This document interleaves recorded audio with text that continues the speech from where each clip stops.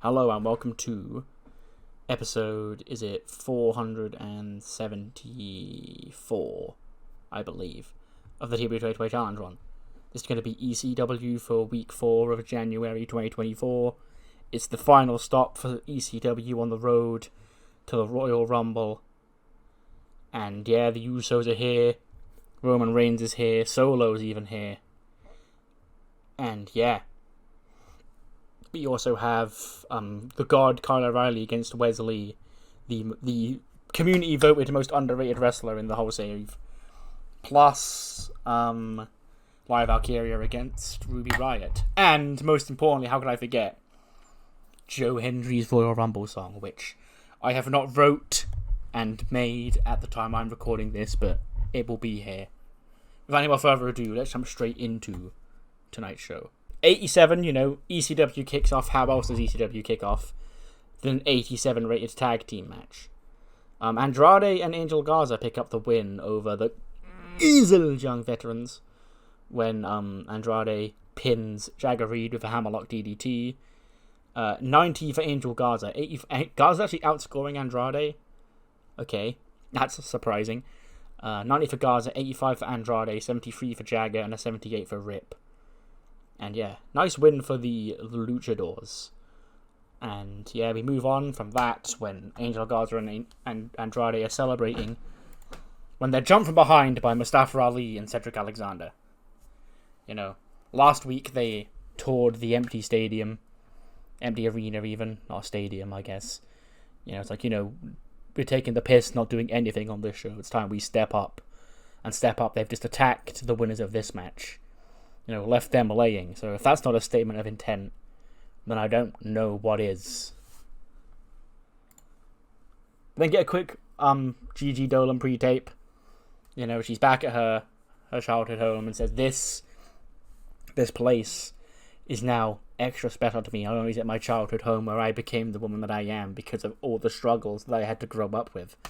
It's also where, my former best friend and I settled our differences just last month.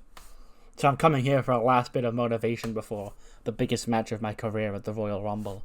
Julia, you've dominated ECW for 5 months now. You've reigned as its ECW Women's Champion. But that's going to end this Saturday in Chicago when I walk into Chicago and I leave the ECW Women's Champion. And there's not a damn thing you can do about it because I've been sick, I've been twisted, I've been beaten down. But I keep getting back up. And that includes in that ring against you at the Royal Rumble. 76, that's also pretty good.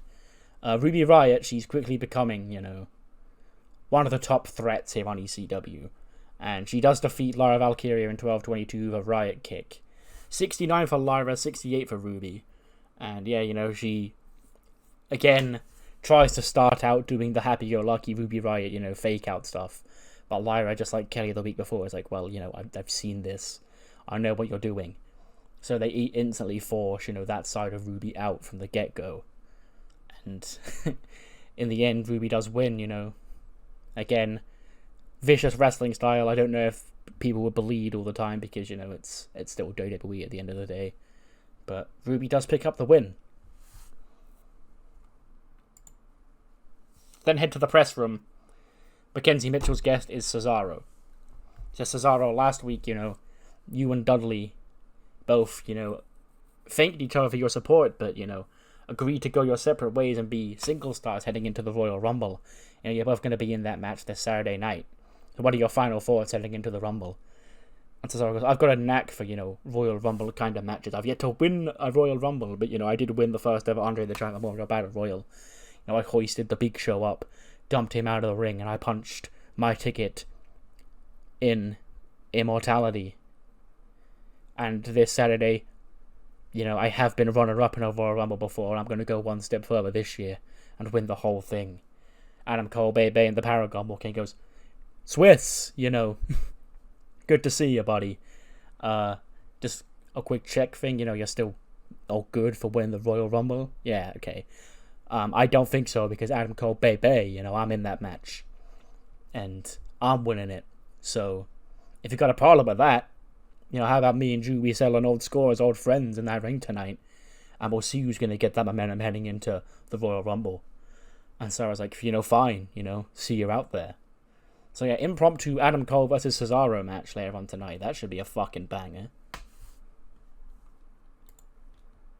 Oh, I fucking thought that was... I thought that was the God Kyle O'Reilly versus Wes Lee, and I nearly, you know, went into an eternal depression. But no, this is this. It's the Royal Rumble hype video. I believe these are the only two members of the ECW roster that have ever won a Rumble. Those being Roman Reigns and Shinsuke Nakamura. Yeah, obviously talking about the Rumble and shit. And yeah, you know, who will punch their tickets to immortality this Saturday night? I have to wait and find out. There we go. That's the God Kyle O'Reilly. But the God Kyle O'Reilly, with his stale gimmick, who still scores a 93, actually comes up short here tonight. Wes Lee picks up the win in 18 minutes and 9 seconds with that cardiac kick. 93 for Kyle O'Reilly, because of course, and 83 for Wes Lee. Kyle O'Reilly's gimmick is getting stale. I guess I'll give him a new gimmick called the God. Yeah. But Wes Lee, you know, kind of an upset victory. You know, last week he declared for the Rumble. A lot of people were like, hey, you know, it's Wes Lee. He's not going to win it. But he's beaten the God here tonight, so if he can beat God, only Vince McMahon, Shane McMahon, and Wes Lee can say they've beaten God in WWE now, so that's also probably not actually true, because Kyle O'Reilly's probably done other jobs, but you get me.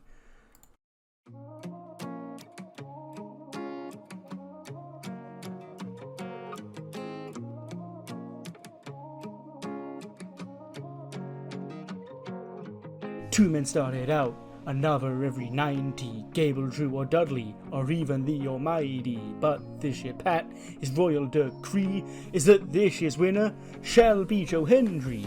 1 or 2 or 39. Entering wherever, I'll be just fine. 1 or 2 or 39.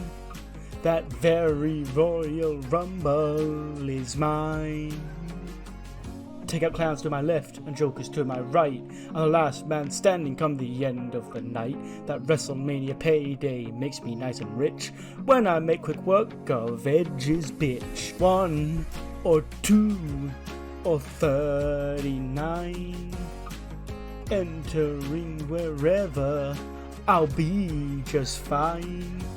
Whether it's 1 or 2 or 39, that very Royal Rumble is mine.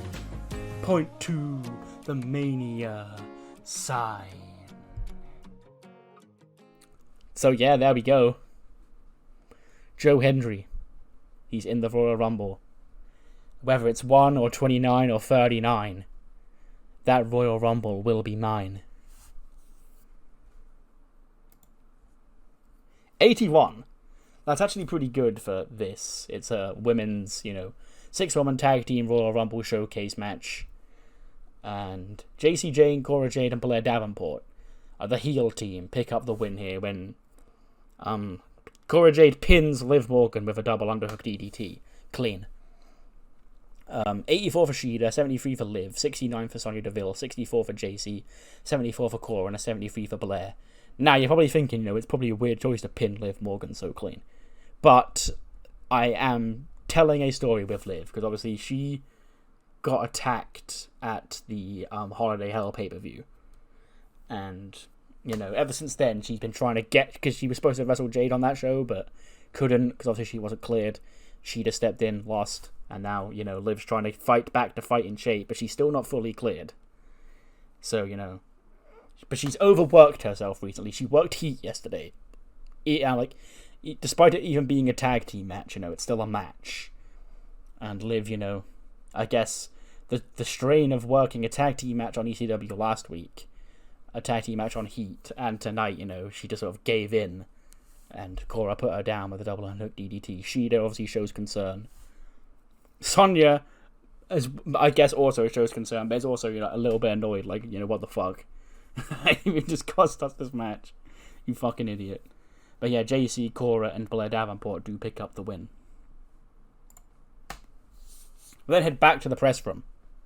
Mackenzie Mitchell was there with Mustafa Ali and Cedric Alexander. She says, can you explain your attack on Andrade and Angel Garza earlier on tonight? And Ali goes, I thought I already did last week, you saw the video. Like, I'm not going to be one of these people that, pretends that didn't air, because I know it did.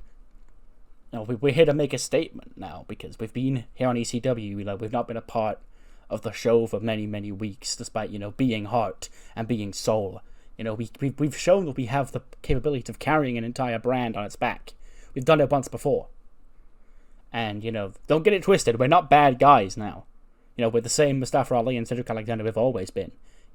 If you rooted for us before, welcome aboard, You're still welcome to be fans of us, and we'll still take you in with open arms, and we're still going to go out there and perform for each and every one of you. If you hated us before, golly gee, you're going to hate us a whole lot more now, because we're tired of being tired.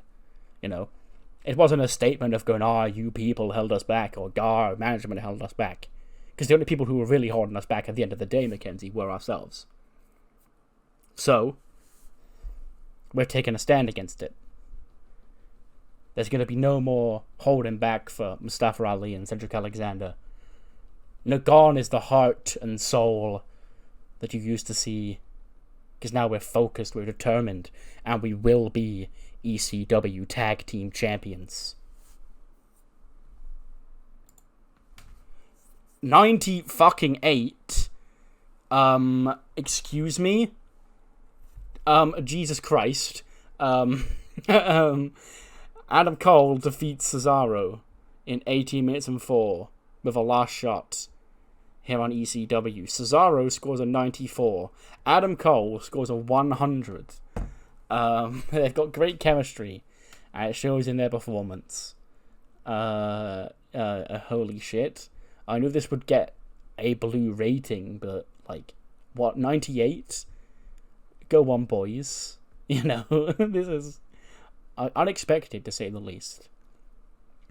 But yeah, that match, ends, the greatest match in the history of ECW comes to an end. Adam Cole and Cesaro, get to their feet. And they sort of do, despite, Cole being a heel and being a dick. He has to show respect to Cesaro for that performance.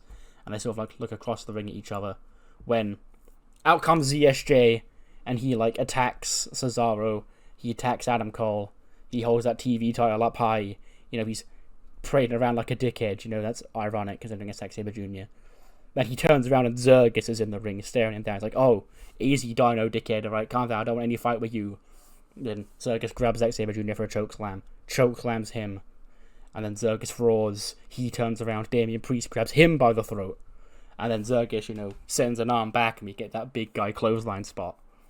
And then they both turn around. Bobby Lashley's there. He spears somehow both of them. I can't imagine it in my head, double spear.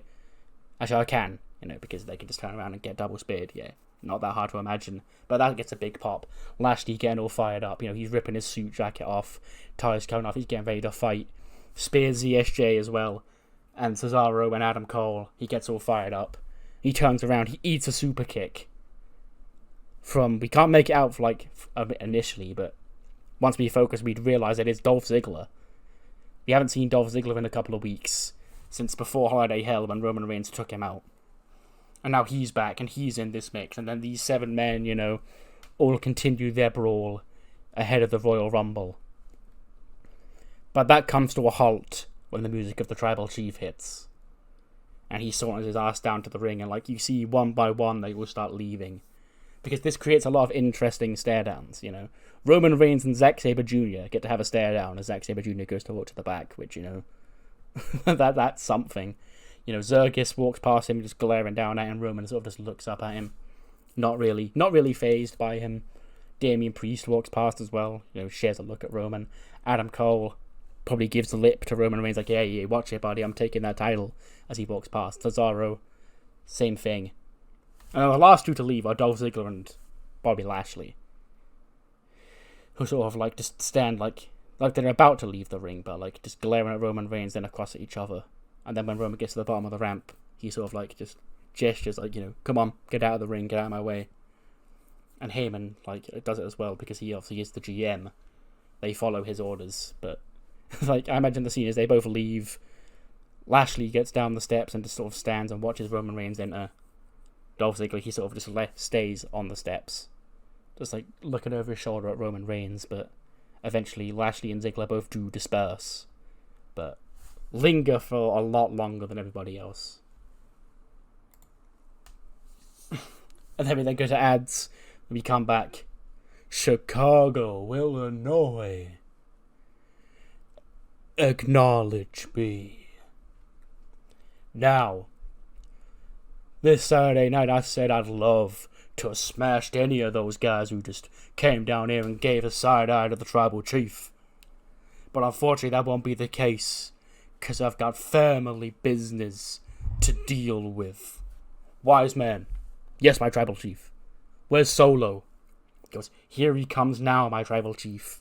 And he is saunters out through the crowd, in a hoodie, just in street clothes, hops the barricade and just stands in the ring, arms folded next to Roman. And he goes, so, Bloodline Civil War has come to this, huh? It didn't have to be this way, Jimmy. We didn't have to come to heads like this, and I see the wise men's invited you here tonight. Well, I say, what are we waiting for? Get your ass out here right now, so we can see you here for one last time, before you're gone from WWE history. Usos come out. No music, because they're not, employed by ECW. But the scene I imagine, because I think this would look sick. They're standing at the top of the stairs in the crowd. And they just stand there the whole promo. That's where they're cutting the promo from. Because they're in with the people while Roman and Solo are in the ring with Heyman. It's a nice contrast. And they go, Roman, my old tribal chief, my cousin. You're right, Oos. It didn't have to come to this. But the fact that you're blaming that on me and Jimmy shows that you got your head too high in the clouds, Oos. I don't know what it is. I don't know if it's that wise man or if it's that championship. But you ain't my cousin, Oos. I barely recognize the man I see in the ring. 'Cause you're not focused on being Roman Reigns. Nah, you're focused on being the tribal chief. And you're getting all protective of your weird kingdom, Oos. Despite, neither of us. We don't want to be tribal chief. We see what being tribal chief does to you, Roman. You think I wish that on Jimmy? No. You think Jimmy wishes that on me? Hell no. But, Roman, Jimmy, he ain't my only brother out here right now, Oos. Then I'll see the camera would pan to Roman just giving a side eye to Solo, who's just there, not moving, still just with his arms folded. He goes, now Solo, think about this, Oos. His entire life, he spent it exiled from the bloodline. He was fighting on the streets of Samoa, Oos, while we were over here making names for ourselves in WWE. And when he finally makes it here, he rebels against us. Why is that, Oos? Because he felt like we disrespected him and he felt like he had to avenge the bloodline. So ask yourself this simple question, Roman. Why now? Why now, after all this time, has Solo decided to become the right-hand man of the tribal chief? Now he'll tell you it's because of Seth Rollins, and because Seth Rollins, weren't taking his career to the heights he wanted Seth Rollins to take his career to. But Jacob, he didn't come calling back to the bloodline. Jacob's doing his own thing, Oos. So ask yourself this, Roman. If me and Jimmy can confidently stand here and say we don't want to, take your crown and become the tribal chief, why Solo back with you? What's Solo's endgame here, Oos? Because that face of, to me, I know my brother, Oos, that looks like the face of a man who knows if he bundles up nice and cozy to the tribal chief, he's next in line. He's not with you because he wants to, help prop up your pathetic little championship reign. and your reign as the tribal chief.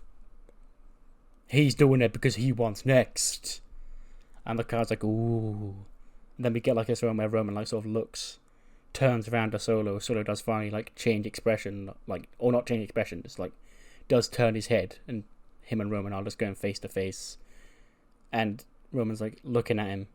He goes like put the mic out to his mouth, and then he like changes his mic. Goes, no, you know what? I see what you're doing here, Rose. You're trying to turn Solo against me now, your own brother.